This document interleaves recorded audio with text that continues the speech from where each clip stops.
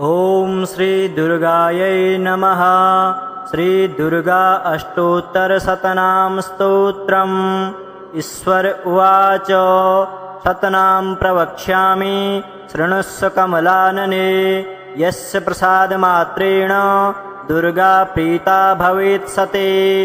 ॐ सते साध्वी भवप्रेता भवानी भवमोचने।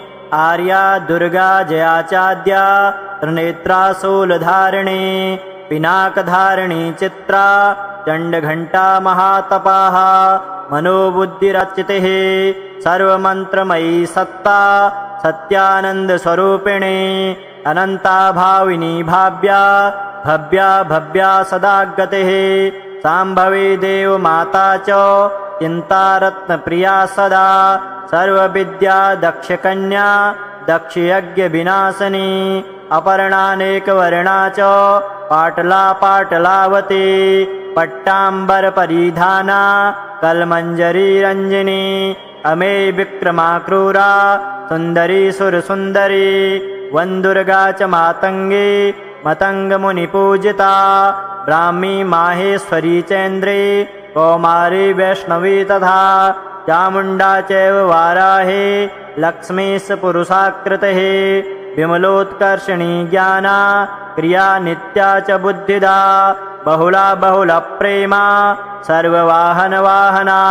निशुम्भशुम्भहननी महिषासुरमर्दिनी। मधुकैटभहन्त्री च चण्डमुण्डविनाशिनी। सर्वासुरविनाशा च सर्वदानवघातिनी। सर्वशास्त्रमयी सत्या सर्वास्त्रधारिणी तथा। अनेकशस्त्रहस्ता च अनेकास्त्रस्य धारिणी। कुमारी चैककन्या च कैशोरी युवती यतिः। अप्रौढा चैव प्रौढा च वृद्धकाली विष्णुमाया जलोदरी। शिवदूती कराली च अनन्ता परमेश्वरी। कात्यायनी च सावित्री प्रत्यक्षा ब्रह्मवादिनी। य इदं प्रपठे नित्यं दुर्गानां शताष्टकं। नासाद्यं विद्यते देवी त्रिषु लोकेषु पार्वती। धनं धान्यं श्रुतं जायां हयम्